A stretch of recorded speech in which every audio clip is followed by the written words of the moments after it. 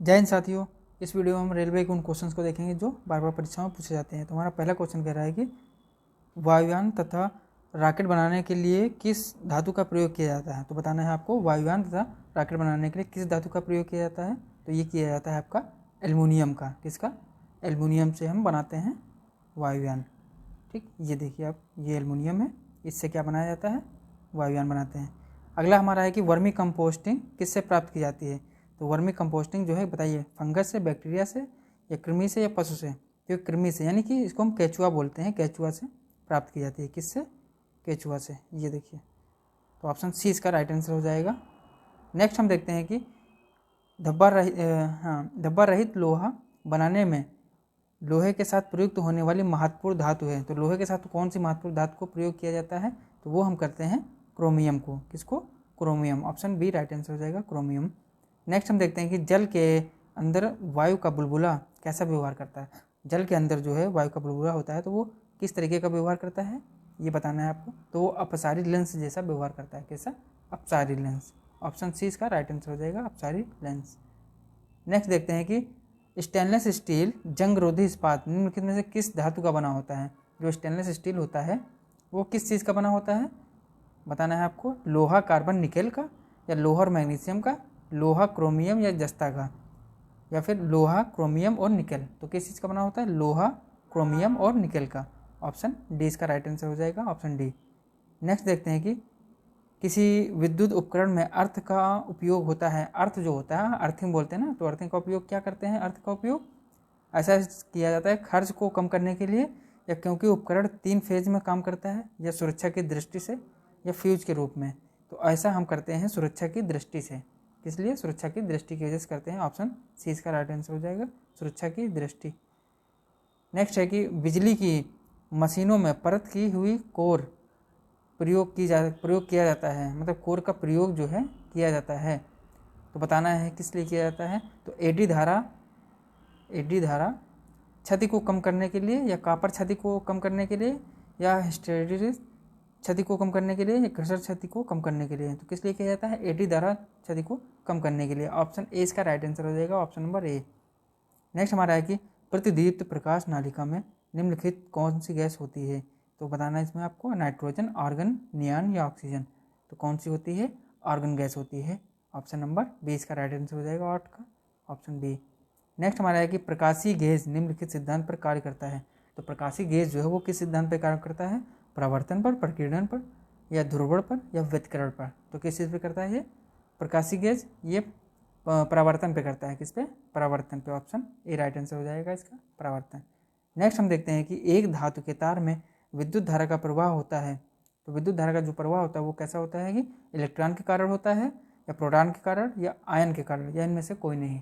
तो इलेक्ट्रॉन के कारण ऐसा होता है विद्युत धारा का प्रवाह, इलेक्ट्रॉन के कारण। ऑप्शन ए राइट आंसर हो जाएगा इसका, ऑप्शन ए।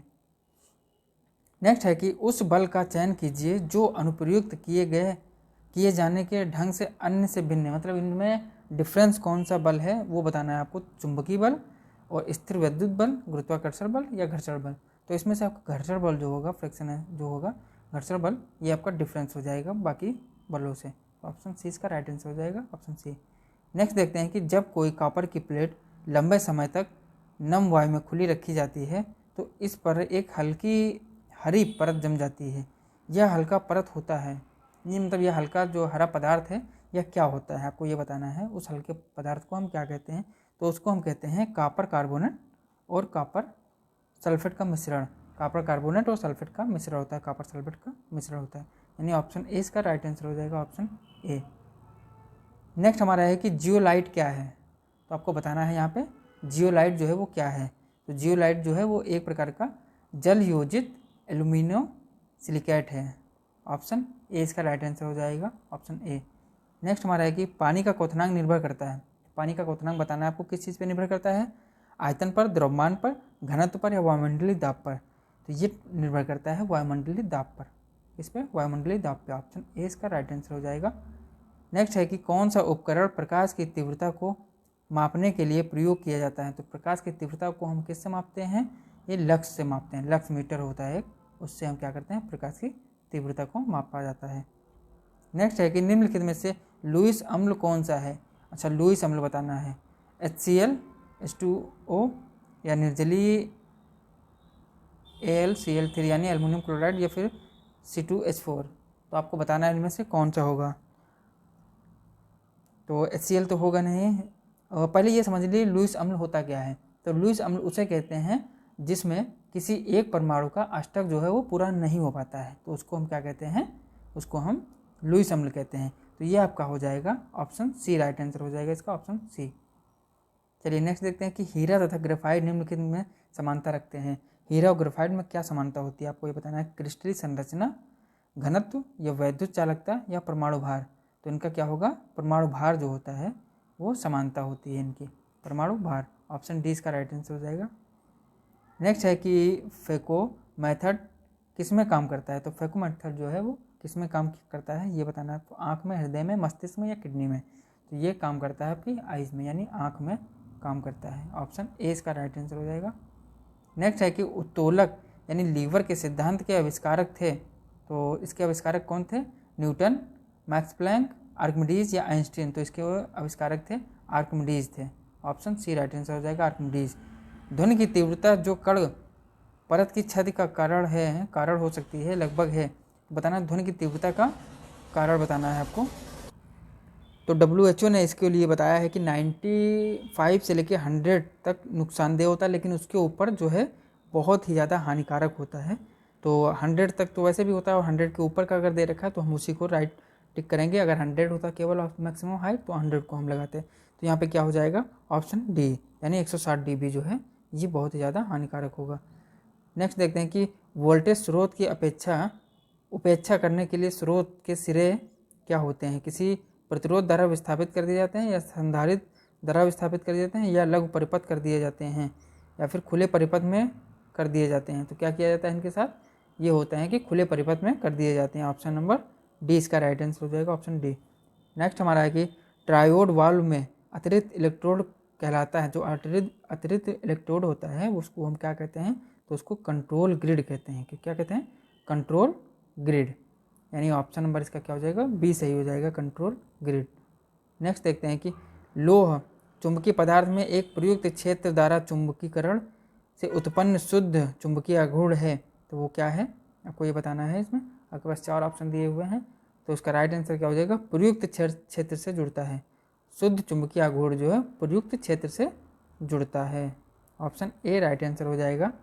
नेक्स्ट हमारा है कि तत्काल शक्ति के लिए खिलाड़ी किसका उपयोग करते हैं। मतलब क्विक एनर्जी के लिए एथलीट जो होते हैं वो किस चीज़ का प्रयोग करते हैं, तो सुक्रोज का करते हैं। किसका, sucrose. Option A right answer हो जाएगा, सुक्रोज का करते हैं क्विक एनर्जी के लिए।